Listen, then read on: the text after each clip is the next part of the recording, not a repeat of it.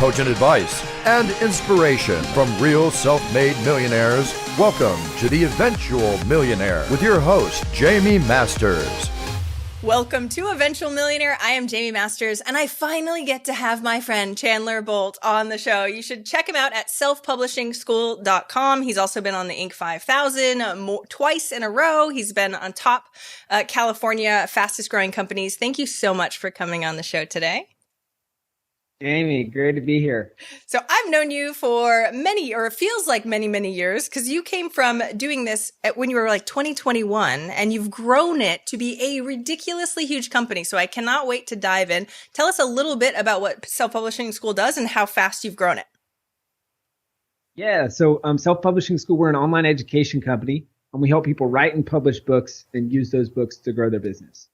So that's kind of our bread and butter, is helping people go from blank page to published author in as little as 90 days, and then use the book to drive more leads, more sales, more referrals. And so we've grown, we've helped a little over 5,000 people publishing books over the last a little bit over 5 years. And we've been on the Inc. 5000 list last 2 years in a row, soon to be 3 years in a row, as one of the fastest growing private companies in America, and then one of the only companies in the publishing industry. Obviously, declining industry, and very fast growing company in that industry. But I'll mention this, Jaime, because it's one of those things. I feel like I've thanked you multiple times, but I don't know. It's probably been a while. But I was talking to someone the other day. Is literally you and James Schramko were like the two first people to ever give me a chance. And I remember we had met in Colorado, and like you were one of the early supporters. And so basically I owe you in perpetuity forever. Yes. Because you're one of the first people to say, hey, I'm going to give a chance on this kid that is, doing cool things. I like him. I believe in him. I believe in his product, all that. But like you and James Schramko, literally the first two people to promote Self-Publishing School to your audience way back years ago. So and that's what gave us our start. Yes. So crazy full circle. And look what you've done now. No, I mean, I think that's the funny thing, is that I could see your intense drive. Like you didn't even have any data, and it converted like crazy. And your just excitement and your drive over what you really, really wanted showed like crazy. But is that enough to take you from where you were then to where, I mean, you must have grown like crazy. Tell me about some of the pivot points or the pivotal moments in this 6-year journey, because it's insane to see how much you've grown. Yeah, it's a really great starting point, but it's definitely not enough. Right. And I think my mentality, and I definitely owe this to my parents, is, growing up in very much a blue collar family. Like my parents met at a factory working night shift in the middle of nowhere, South Carolina, which is where I'm from. And so they instilled in me that kind of, hey, you might not be out of the box more skilled than people that you're going up against, but like there's one thing you can control. Well, there's a couple things, but like your attitude and your work ethic. And so I just always had this mentality, like I will outwork everyone. And that's going to get me in the door. And I don't know if that's yes, it's a long-term recipe for success, but certain priorities change and things like that. And over the years, you can muscle it and you can work hard to get to maybe your first 6 figures, or maybe even to $1 million a year. But then it's really, okay, I can't muscle this. I have to get better at leading people. I have to get better at recruiting and hiring. I've got to get better at systems. I've got to get better at all the things that it really takes to go from 6 to 7 figures, from 7. We'll do about 8 million this year. And that's just a different ball game. and you're leading and you're getting work done through others. So there's a lot of blind spots and a lot of failure. And I think, speaking of failure, like that's probably one of the biggest things that's helped us grow so quickly is, we have a core value: fail fast, fail forward, fail often. So my goal has always been to fail as fast as possible. And I have a whole lot of times.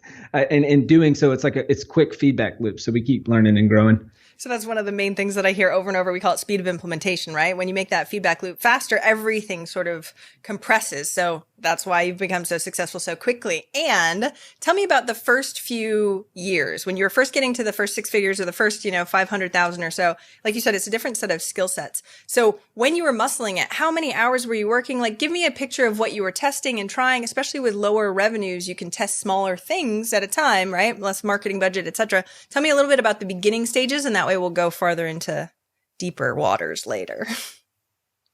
Yeah, absolutely. So, I mean, hours working, and everyone lies about this. Everyone thinks that they take the time that they wake up and then the time that they go to bed and just add that up and say, oh, I was working the whole time. But like, I log my hours on my computer so that I actually know. So like, I press start when I start working, I press stop when I stop working. So I think it's more of the effective executive Peter Drucker is like, unless you know where you're spending your time, you can't improve where and how you're spending it. And so I started tracking and logging time for myself. We do it for all of our employees. And that helps me figure out like, oh, there's nothing like seeing like, oh, I spent an hour and 23 minutes on that stupid thing today that I should never be doing. And seeing it helps you stop doing it. But I mean, early on, it's probably 60, 70 hour weeks is pretty traditionally like up at 6, work till 7, I nap every day. That's a non-negotiable. And then usually a half day on Saturday in the early days, especially, at least. Now it's probably more, it's at 50, 55 hours a week. So 10, 11 hour days pretty consistently. And that's kind of the work piece. As far as what we were testing, I mean, I'm a firm believer until you have sales, you don't have a business, you have a business idea. And so we were very clear about early on, it was sales and marketing. Like, we got to generate revenue because revenue will solve problems. And until it's like the gas in the vehicle that is your economic engine that helps you drive the car of your business. So you need revenue. And so that's what we really focused on the early days. And we were a bit fortunate because we did a virtual summit, which actually I think you were on, either the first one or the second one. And so we doubled our business in 1 month for the year. Yeah. So we did hundreds of thousands of dollars in the month of July 2015, and we launched in February 2015. So we did more money in July of 2015 than we had all year. And so that helped us go from 0 to 1.32 million that year. I think it was 1.3 in sales, 1.1 in revenue. But I mean, like that's the tip of the iceberg, the highlight reel, right? Like, no one sees the 4 businesses before that, the failures, all that. So, I mean, it's like the bamboo tree or whatever, this like, it's under the soil for 9 years. And in the last 6 months, it grows 10 feet. And so it's like, oh, well, did the bamboo tree grow 10 feet in the last 6 months, or did it grow over 10 years? It's like, so there's a little bit of that for sure. But that was the piece where, there was a huge injection of capital. We were able to hire our first employee and then just scrap and bootstrap and keep scaling. And that was years ago. So how long ago was that? And would you say that that's something that someone could take now as a tactic and try as far as the virtual summits go and ads and stuff? Yeah, go ahead. Oh, 100%. So that was in 2015. And it's funny because they're coming back now. Right. They're just called challenges. And so it's the same exact thing that we did years ago, virtual summits, but now people are calling them challenges, and they're slightly changing the mechanism, which is super smart. So they're using the mechanism of a Facebook group to build engagement, to build all that, where I think that's way more engaging. There's way more of a community. It's the ease of watching a video is much higher because you're integrating on a platform that people are already on, versus like previously it was all these web pages and we'd send an email and you go to the web page and then you watch the interview and things like that. So it's the same exact thing. And a lot of people are doing it. We've debated it. It's just our mutual friend, John Lee Dumas, I love what he says. And I've always thought the same exact way, as like, I like to zig when other people are zagging. So like, in my opinion, way too many people are doing these challenges right now. So like, as much as I really want to do it and see the potential, I'm like, I don't want to be another, like, I'm also doing this. Like, I want to innovate and do new things. So like, So it totally can work today, and a lot of people are doing it. Yeah, but that's what I find so interesting is going back then, it made perfect sense for you, especially for how new and how cool, ahead of the curve you were. And so, but things change as we go through. So we're going to continue through what that is. So do you feel like you had that virtual summit and then you went, oh, we've made it? Or were you like, oh crap, how do I handle this? And how do I grow it even further based on that, knowing that worked the first time, but where are we now? Right. Yeah. I love that. I've never thought that we've made it. We still haven't made it.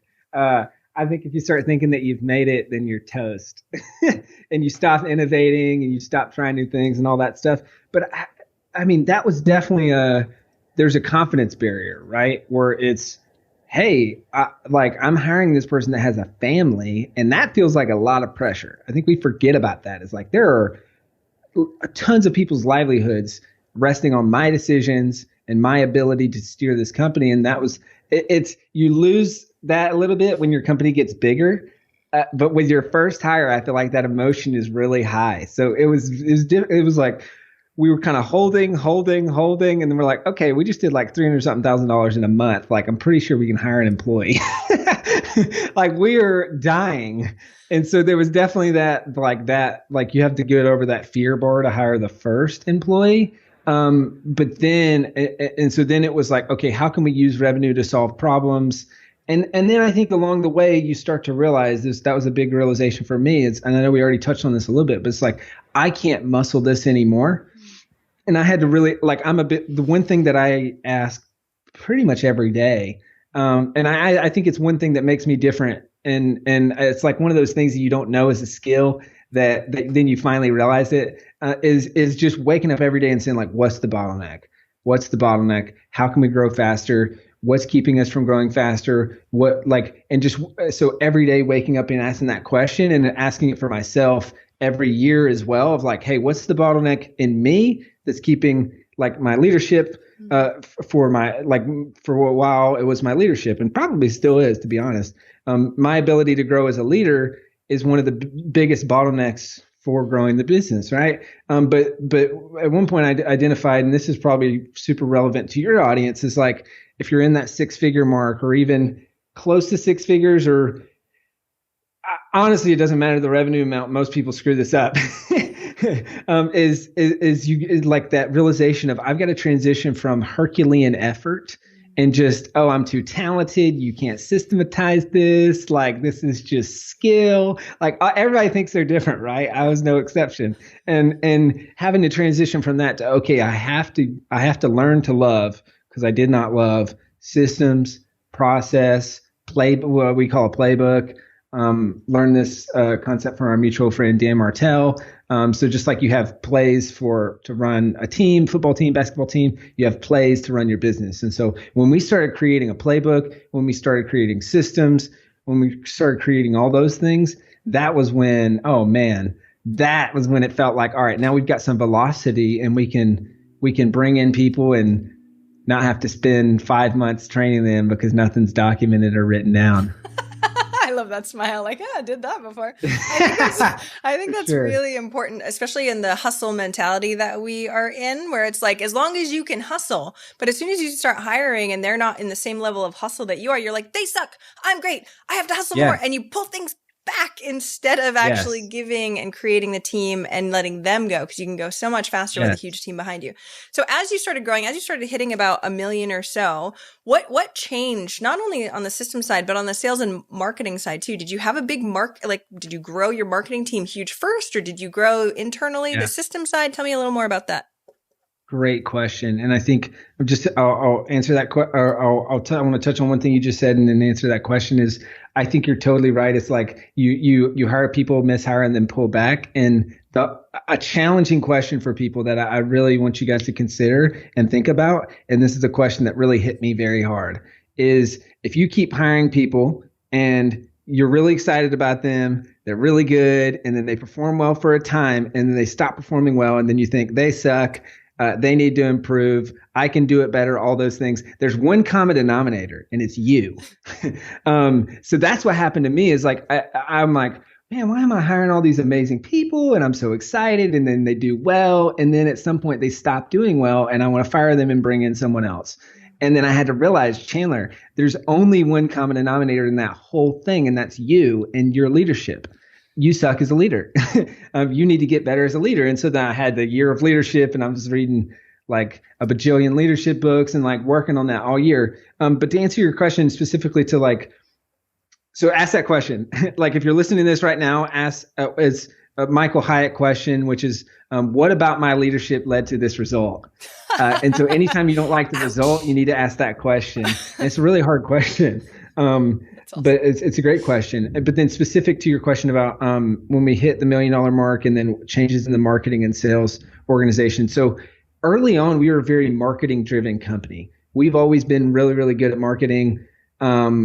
I really went after that skill set and like learned a lot. And I think of all the functions, if you've got like product, marketing, sales, operations, I'd say marketing is probably my strongest skill set. So there's a lesson there too of like your strongest skill set often becomes your company's weakness as you grow because you don't hire good people in that because you can cover up for that. So we definitely went through that. But we really transitioned. I mean, we had a small, lean marketing team. And then we transitioned to going more up market because we realized, hey, we're an online education company. Like we get better results for our students if we were actually helping them and coaching them. So we need to invest more in, we've got a full team of coaches, team of student success. Like we really try to go the high touch, like not just like online course login, you're good to go, but really like going up market and saying, hey, how can we, because we were just seeing night and day difference in results of like the self-serve versus getting help. So we said, hey, we're going to go up market, but then you can't just sell via marketing anymore, right? Because the times have changed where it's like webinar, email marketing, super high open rates, and you convert 2% of your leads into paying customers at a $997, $1997 course price point. Like that we just saw the market shifting, and I saw what I thought would be a defensible moat for us, which kind of has turned out to be so, which is the ability to build really good fulfillment systems on the back end, like a team of coaches, student success, like all that, but then also a really good sales team. And so I think both of those things, most people can't do either one. Some can do one well, and almost everyone can't do both well because it's really freaking hard. And so we shifted towards that, and that's when we started building out a sales team. And so then it like shifted a little bit to where like, okay, we are scaling in customer facing roles. So that's how the business scales, right? We hire more salespeople, SDRs, we hire more coaches, student success. So like in theory, as the business scales, we should be hiring more people to service customers and help serve customers. And then the other stuff is good, but it's in support of those two functions. I think that's the thing that's really difficult is, especially with the hustle mentality, we've got the marketing mentality where all marketing will solve all problems when in reality, yes, exactly. And especially like when you copywriting is the answer. Yeah. What's the question? It's like in marketing world, yes. Like, oh my gosh. And then it was marketing is the answer. What's the question? Yes. And then for some people, it's sales is the answer. What's the question? It's like, hey, there's only two things that matter: getting customers and making customers happier. And you shouldn't be doing anything outside of those two things in your business. That's a Keith Cunninghamism. I think you maybe know of him in Austin, Texas.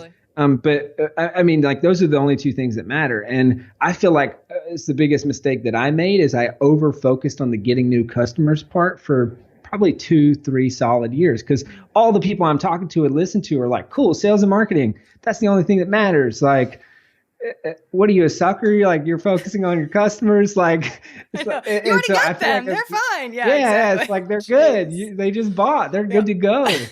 And so I think I've really had to and continue to have to shift my mentality and the mentality of the team of like, hey, we got to get customers results, and that's the most important thing. Well, I appreciate the integrity behind that also for any online business in general. But I also checked out your SEO beforehand, and you ranked #1 for how to publish a book. So you have 80,000 keywords that you're ranking for. So there is definitely a marketing component. What are your top 3 marketing and components, and how have you really built those over the years? You did your research. Yep.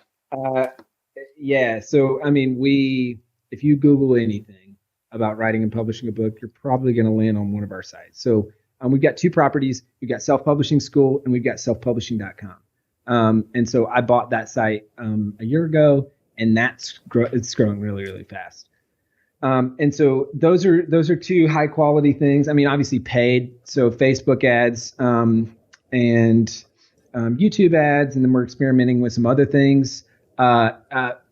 Affiliates are still that was like huge portion of our revenue early on, and now it's definitely a significantly smaller portion. It's harder to scale, and also again Herculean effort. Like I was the person driving that, and it's hard. It's really hard to scale. Yeah, kissing babies, shaking hands, doing all the things. Yeah, 100%. Especially for you. Yeah, and keeping it in integrity, and then also like if you're someone who values integrity and values relationships, it's like it can be tough. Not impossible for sure, but it's just tough.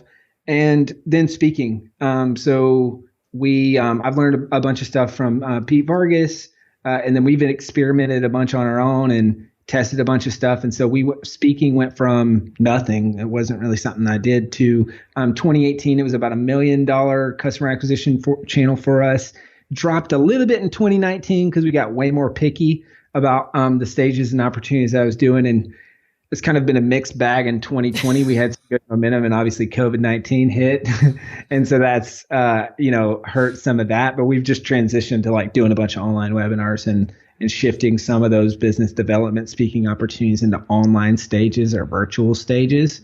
And so I think that's the main thing. We've grown. Like we've got the Self-Publishing School podcast, our Self-Publishing School YouTube channel. I've got my 7-Figure Principles podcast and my 7-Figure Principles YouTube channel, which that's more of just a fun side project, like teaching all the nerdy operations business stuff that my visionary entrepreneur friends always ask me about. It's like that and developing my team. So that doesn't drive a ton of business, but YouTube channel is definitely growing. And so now it's getting to where you start searching any thing about how to write a book on YouTube, and you'll find us, or we'll rank on page 1 for the video excerpt. And so there's some good synergy there between the written content and the video content. And the next stop is world domination from a podcast perspective. So, I mean, it's vertical SEO, right? Like we want to, anywhere that you could be searching anything about writing and publishing books and using those books to grow your business, like we want to be there. And our standard is if we're going to write about it, it needs to be the best, or if we're going to create content on it, like step number 1 is it needs to be the best content on the internet for that topic. Step number 2, promote, get backlinks, all the other stuff that people talk about. But if the content's not good, then you're just pouring water in a leaky bucket, and it might temporarily rank, or you might game the algorithm, or you might whatever, but it's not going to be a long-term thing that's going to actually be sustainable. I feel like people don't talk about like SEO is unsexy. It takes a lot of consistency. It takes a lot of, and we're like, Facebook ads are super sexy or whatever it is, like scaling, blah, blah, blah. But it sounds like you've been really putting a lot of effort into SEO for years and years and years. That's the only reason why you have it. Do you do it internally? Do you outsource that? Have you before? Yeah. We do internally. We outsourced a little bit in the beginning, and that was super helpful to get started. I just hate outsourcing. I don't hate outsourcing. I hate working with agencies. It's one of my least favorite things. And so if it's like, I'll use it to prove concept, but then if it's a repeatable thing, it's almost always more profitable. It's harder for sure, but it's more profitable faster to scale everything to bring it in house. So we definitely went through the phase. If you want to talk about or this is circling back to the question you asked earlier, like how did the marketing team change? In the beginning, it was all agencies, and it was death by 1,000 agencies. It's like, we got this agency to run this agency to do that, this agency, and then you're on weekly calls. I mean, like agencies are cool and they serve their purpose, and there's definitely some benefits in some cases where it's like, okay, awesome, this is what we need.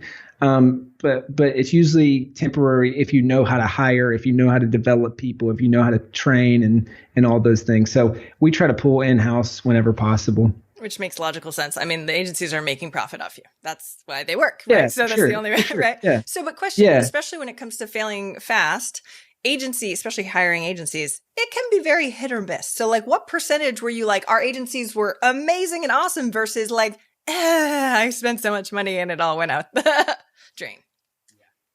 Yeah. I'd say we probably had like 60 to 80% success rate on agencies, Great. which is probably higher than most. I, I mean, I think it's one of the fundamental things of hiring. It's like you got to understand what's being done to be able to hire well. And people, like, everyone tries to or not everyone, a lot of people try to outsource their marketing, right? And they have no clue what good marketing looks like. So if you have no clue what good marketing looks like, you're not going to be able to interview agencies. And so I look at working with agencies just like I look like hiring an employee. It's like, I'm not going to pick the first person I talk to. I'm going to interview multiple people. If I don't know the right questions to ask, I'm going to ask someone who does, that I know, to give me the questions that I should be asking, and then ask, and then price shop, like just like the full scope. But we were very fortunate. I mean, getting good referrals and all that early on was super helpful for getting good agencies, that and knowing what you're looking for, asking good questions, interviewing multiple, like all that stuff. Yeah, thank you for saying that, though. Like, there's so many clients where I'm like, let me talk. Can I talk to your agency? And then I get off, like, fire them right now, because you're just pouring money into leaky bucket. You're right. Yeah. Like, and unfortunately, we don't know what we don't know. But like you said, having friends to give you the questions to ask them, and like, you don't even have to know what the answer is, as long as you can bring it back to your friend and be like, does this make sense? Right. Yeah. And everyone looks good if you don't have a point of comparison, right? I've wanted to hire employees just like I've wanted to hire agencies where I didn't have a point of comparison. So I need at least 3 to 5 data points to understand what's good and what's not. And it doesn't even matter how good you think your agency is. If you haven't talked to 4 or 5 others, they're probably not the best, or as good as they could be. And so I think that's super important. And then I love to have people compete. And sometimes it's like, I'd rather spend out $2 to $3 grand a month of my marketing budget and hire 2 agencies and say the best one's going to win in 90 days. And I'll get more bang for my buck than going all in on one. And so I'll do that. Or sometimes I'll have an external agency compete with an internal employee. And I mean, you got to be careful, because it's not like us versus them, like whatever, but it's really like, hey, best case scenario, I work with you both for a long period of time. Worst case scenario, one person does significantly better. We'll give it 90 days. We'll see what happens. Put them in a pit together. This is great. All right. One's coming out alive. Let's see. Yeah. That's hilarious. It's a meritocracy, though, always. And I think that's something that's super important in everything from a business perspective. It's like everything is a meritocracy. So I give opportunities based on merit. I give promotions based on merit. It's not fair. It's what's merit based. And the same goes for me. Like, if as the owner of the business, which I think a lot of entrepreneurs mix this up, is like, I am an employee of my business and I'm also an owner of the business. Those are 2 separate roles, and you need to have KPIs for each one. Because as the owner of the business, my responsibility, if I'm performing poorly as a CEO, is to fire me as a CEO and hire a better CEO for a similar market-based wage that can deliver better performance. Right. And so it's like, I can look everyone in the eyes on my company and say, like, hey, look, I am like, I'm just like you guys. Like, I'm an employee. I also happen to be the 100% owner of this business, but like, I've got to earn my job every day, and I've got to make sure that I'm delivering value to the shareholders. It just so happens that that's also me.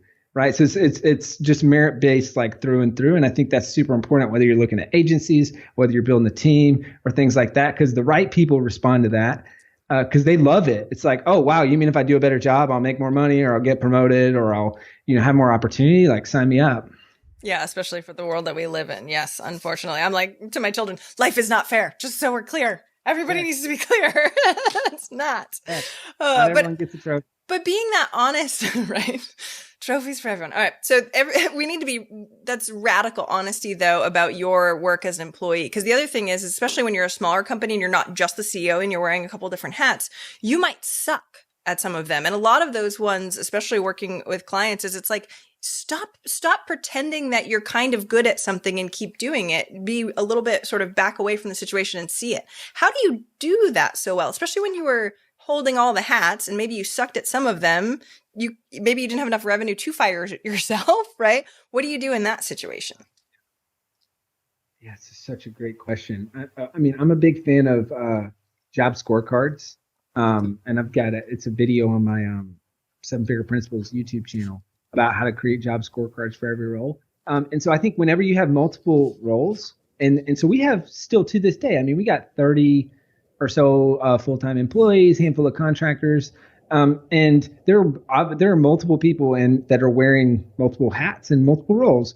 But it's super important. I think you always need to have separate job scorecards for each hat that they have. Mm-hmm. So like, for example, a year or so ago, I was running the sales team and I was also the CEO.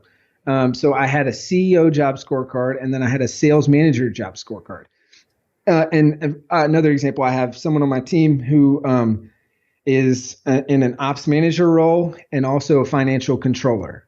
So he has KPIs in the job scorecard as ops manager, KPIs in a job scorecard as financial controller. So we're able to switch back and forth and it's very clear. So you see the two hats and you know when you're wearing one or the other, and you also know what measure of success is. So, 1 to 3 KPIs, key performance indicators for each role.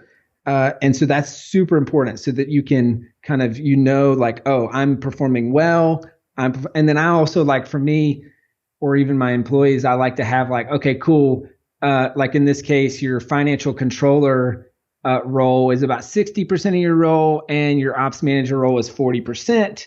And when in doubt, like financial controller takes precedent. So you're like giving them a super clear of like, here's like ballpark pie chart of your time.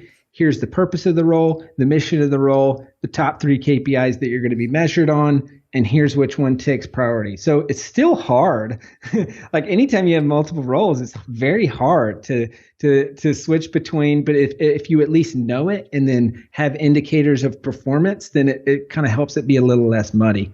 Well, yeah, data definitely rules over everything. But of course, at the beginning, and as you know, setting expectations and is a very important thing that goes from vague at the beginning when you first have your first employee. Right. You're like, yeah, and then you start getting better and better and better because of that, right? So when we're looking at expectations, and you as a leader in general, how has getting better at expectations on both sides of the coin helped your company? Oh my gosh, expectations are everything. It's in the sales process and the onboarding process for clients and for employees. So, I mean, my dad always told me, under promise, over deliver. And so I'm a big fan of that through the expectation setting process. But I think it starts with specific to employees is the job scorecard. So we don't hire if there's no job scorecard. And everyone knows that. It's like, that's the first step. It's a book called Who by Jeff Smart. Or Jeff or Brad Smart. It's a dad and son. One of them wrote Top Grading. One of them wrote Who. Top Grading is like 350-page hiring Bible. Most people don't have the patience to read that whole thing, so I just recommend reading Who. But it's the 4 S's of hiring. Create a great job scorecard, source the best candidates, select the best one, and then sell them on working for you. Right. And so, but most people screw up point number 1, which is the job scorecard. And you're looking for your clone. It's like when people hire an assistant, which is a lot of people's first employee. It's like, you need to be great at sales. You need to be super organized. You need to love spreadsheets. You need to, it's like that person doesn't exist. Or if they do, they're not going to go for $30,000 a year or whatever you're paying your assistant, right? Like it's not a smart move. And so you need to have a really good job scorecard. And in there is expectation setting, but then also expectation setting with KPIs. And then you have cadences. So like we have just drop the mic, like hiring pages. And I'm very clear. It's like, this is for you if this, and this. This is for you. This is not for you if you want to, like, working remote means you want an internet laptop lifestyle. You want to chill on the beach. You don't work hard. You're not disciplined. You're not coachable. Like, I'm very clear of like, do not apply. Do not come work here. And there, but then also I'm very candid and clear in the interview process, the hiring process, when we make an offer. And then the one-on-ones are a really great way. Weekly one-on-ones are a really great way to reinforce that and say, hey, how are you doing? And just be super clear. It's one of our core values, honesty, integrity, always win. And I'd rather have an honest, and you learn this the hard way, right? But like, I'd rather have an honest and difficult conversation now than 6 months of picking up the pieces of like trying to tiptoe around someone's feelings, and they appreciate it way more if you do that. But it's one of those things you hear it and you're like, well, yeah, of course. But then you don't do it for the first year, 2 years. Yeah, it's because pain today, it's easier to avoid pain today than it is to avoid pain tomorrow, but it will be painful today. And so I don't know, it's just weird feedback loops and like things that you learn along the way. A million times, yes. So emotional intelligence then too, because it seems like, especially working with employees, you were a marketer, you were a hardcore marketer. Dealing with people, totally different than hardcore marketing of data and understanding that feedback loop, totally different skill set. So how did you start learning more about emotional intelligence and working with employees? Whew, that is hard. Having having a high EQ, but that's the same thing. I feel like I really suck at empathy. So it's very hard for me. And so I think knowing your weaknesses and building a team around that, like I feel like I've always had one person, whether it's my assistant or like key person on the team or whatever, that's the person that can kind of come behind me and help clean up. And so it's like if I'm just a total jerk, they can be like, hey, Chandler loves you. He's like, he wants the best for you. Like, we all love you. It's okay. We're here to support you. Like that person who's going to like listen longer, be more empathetic, send flowers, things like that. So I feel like I've always kind of I've like worked on the weakness while also staffing for it to help with that. And then I think I'm an S on the Myers-Briggs, which is sensing or observing. Yeah. It is weird. It's not many people, not many entrepreneurs are S's. And so I think that's kind of been my superpower is like the clearest way I could explain it is like, so an S versus N, if for people who aren't familiar, sensing versus intuitive. Most people, entrepreneurs I meet, are intuitive. The clearest way that I had to describe is like, imagine you have a ladder, and the more of an S you are, the lower you're down on the ladder. Like, I need 2 feet on the ground, 2 hands on the ladder. Like, what's the here and now? What's the action plan? What's the all that stuff? And the more of an N you are, the higher you up you are on the ladder. And very top is like up in the clouds, like, guys, there's so much possibilities. There's big ideas. This is huge up here and all that stuff. But there's also sensing, right? There's sensory to that. And so I think I've always just like picked up on body language. There's a big reason why webinars were really hard for me early on. But then when I started going out and speaking, they got better because I could see the audience nod at something. And I was like, oh, they really like that. Oh, that totally bombed. That was funny. That wasn't. They're taking notes right there. They're not here. And so like within when I did webinars for years, but then when I started actually, not staring at my computer in the chat and actually going out and seeing people, my presentations just got so much better, so much faster. And so the sensing thing, like one time I was at we were at an offsite and at a dinner table, and I was trying to explain it what an S means, and like no one could get it. And I was like, all right, I can tell you right now, like that person's still hungry, wish there was more food. That person wants to go home 30 minutes ago. That person is like really wishing blah, blah, blah. And I just like went around the whole table, and I wasn't planned or anything. And everyone was like, whoa, yeah, you're totally right. So I think like, I don't know, there's a mix that's probably like unreplicatable superpower or just like who I am. But then there's also like genuinely care about people and care about their well-being. And yeah, I mean, treat them how you want to be treated.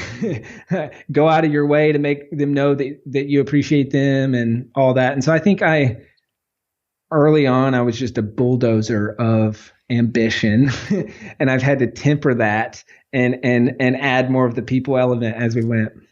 Drive at the beginning where I was like, wow, he's a go-getter. And then you're like, wow, he's a bulldozer, right? But knowing where that line of learning leadership is really important too. So that way you understand like this is an ebb and flow of what it is, not just a hard and fast, I get to be a hustler or bulldozer this entire growth period, because it's personal development, right? As you're going through. 100%. Yeah. So when you're going through and trying to figure out where your weaknesses are though, do you like you sound like you're the type of person with a chart of like your weaknesses so that way you like know them. Yes. How do you know them? Ish. Yeah. That's a great question, man. I'm gonna really have to think about this. I think I am hypercritical. I am my own biggest critic, and I really think about things. Like if I get feedback, like, and that's something actually, yeah, my friends, employees, and my girlfriend would say, like, I am like addicted to feedback. Like it's one of my favorite things. I'm like, hey, you got any feedback?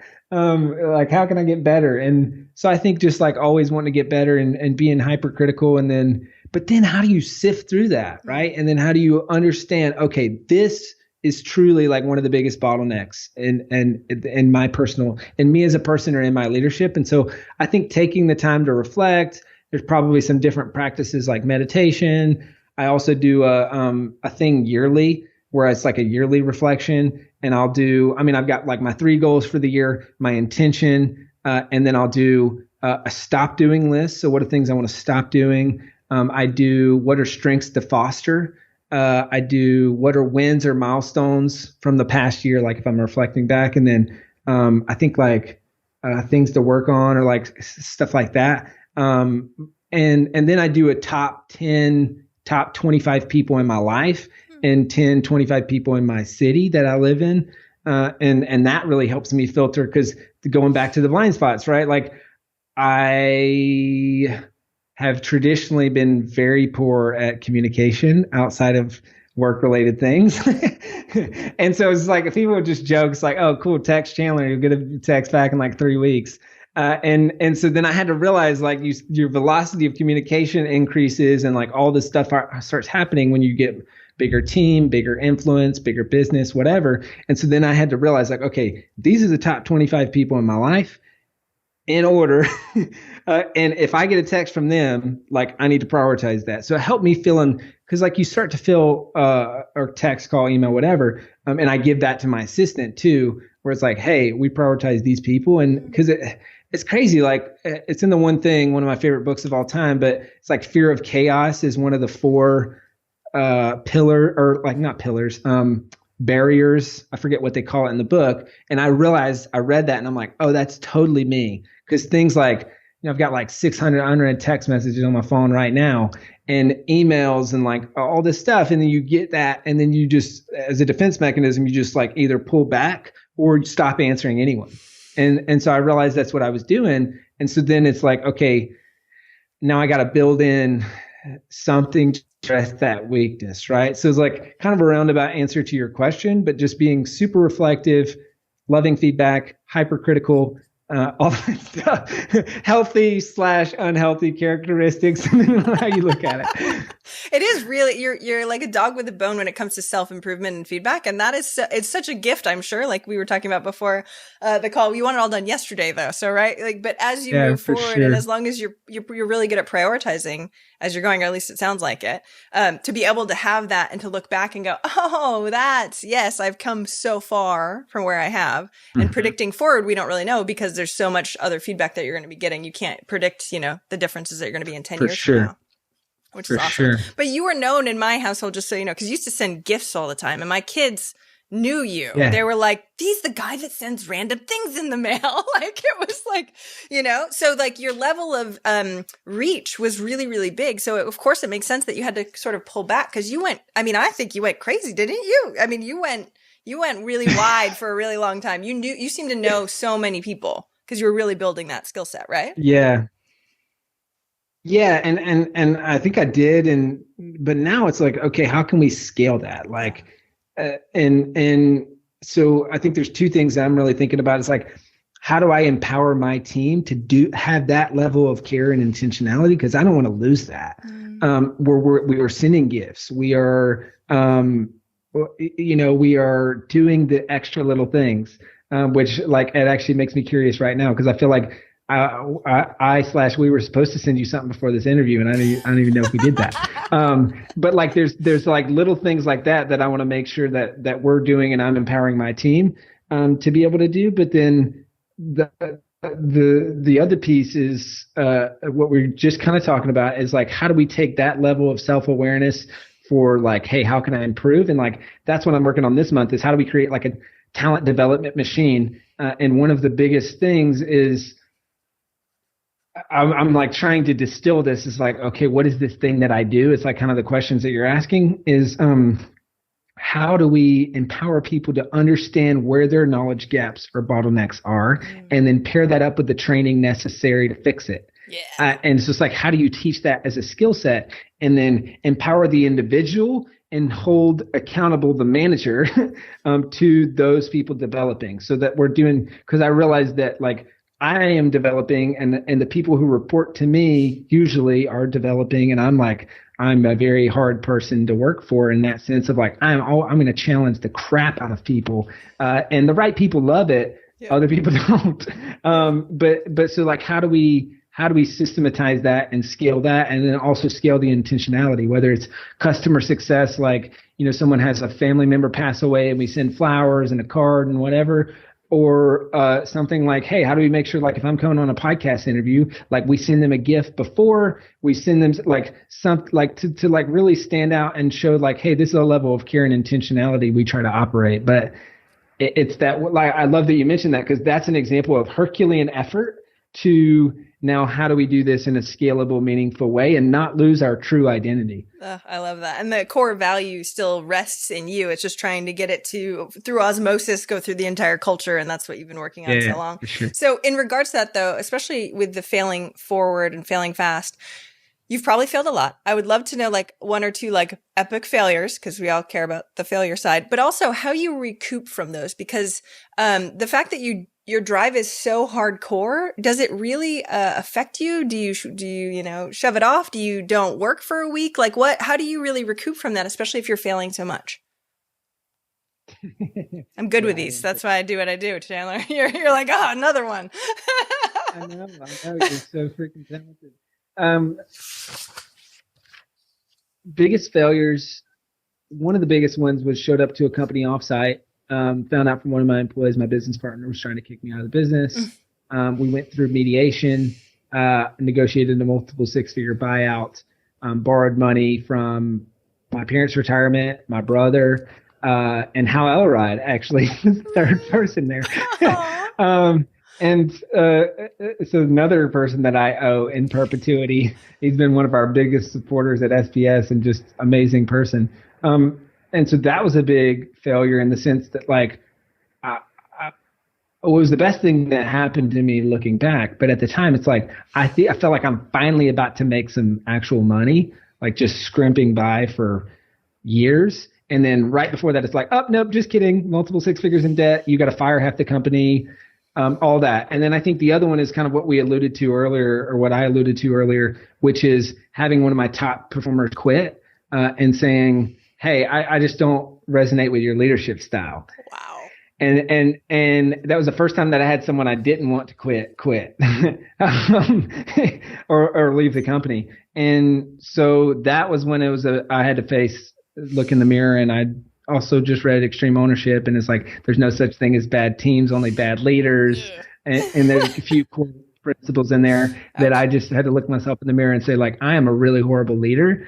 And I got to fix this. And so that was the year of leadership, was I think 2017. It's like, that was my theme for the year. I read every book that I could get my hands on. I'm like, that was my focus for the whole year, because that was the bottleneck and that was the thing I needed to get better at. So those were a couple of the failures. And then as far as how I respond to them, I mean, I think it really helps to have a good support system. Like I had people who during those tough times of like mediation and stuff like that, they were reaching out daily with like encouragement and like things like that. So like that really helped me, my mom, and a couple other people, just always encouraging me.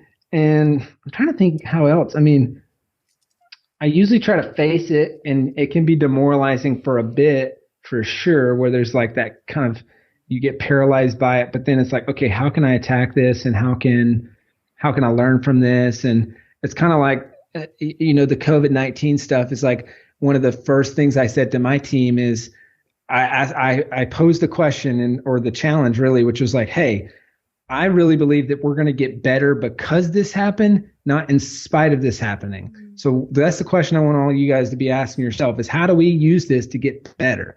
And because it happened, not in spite of it happening. So I feel like that kind of that differentiation in question is like, if anything challenging happens, it's like, okay, I almost always know that the biggest wins are right beyond that. And so I think I kind of get pumped up thinking about like, oh, cool, this is where most people quit. So if I can just keep going, like that's where I'm going to separate. Because you separate in the hard times, you don't separate in the easy times. It's like talked about with my leadership team a few weeks back. It's like, hey guys, this is when we earn our paychecks.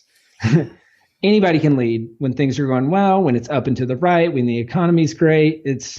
But that's not when you earn your paycheck, and that's not when you separate. And so I think learning that way back, I used to run one of my first businesses was an exterior house painting company. And I had like half my team quit in the middle of the summer, and I like hit rock bottom. But then I pulled out, and I realized that like the whole year, my goal was to be number one in the company, number one in the country for like the whole company. And I realized that I was behind all year. And then the last 2 months of the summer, because we would paint in the summer, was where I went ahead. And then I beat the next, like I think I did 102 grand that summer. The next closest person did like 86. And it was all at the end. And so I had all the, like if you win manager of the year, you just have all the new people for like the next 5 years calling you, asking you how you did it. And that was my advice for them, is like, hey, anybody can do well coming out of training in the first couple of months, but where the winners are separated is when it gets really, really hard. And in that home stretch, dog days of the summer, your shoes are melting on roofs, like that kind of whole thing. But that's where you win. Such potent advice, especially for right now. And especially when you self-identified as hypercritical, and how you sort of transmute it into action, or at least knowing that you can come out on top for that last stretch. That last stretch, I feel like I was joking with one of my clients the other day. It's like everybody can do 90-95%, but it's that extra. It's the extra little bit that really makes all the difference in the long run. So it's really cool to hear you say that same thing. So I know we have to start wrapping up, because I apparently could talk to you forever. I was like, wow, what time is it? So what is one action listeners can take this week to help move them forward towards their goal of 1 million? Yeah. Well, I mean, I think the early pieces of the sales and marketing stuff that we talked about, but I'd love for people to ask that question of, what about my leadership has led to this result? And if you don't like something in your business right now, if you don't like the people in your business right now, there's one common denominator. It's you. And I think it can, as Jim Collins would say, confront the brutal facts, right? And so asking that question, what about my leadership led to this result?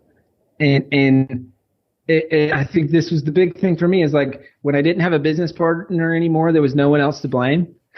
And so it was actually really freeing, because it was like, oh, if this fails or succeeds, it's on me.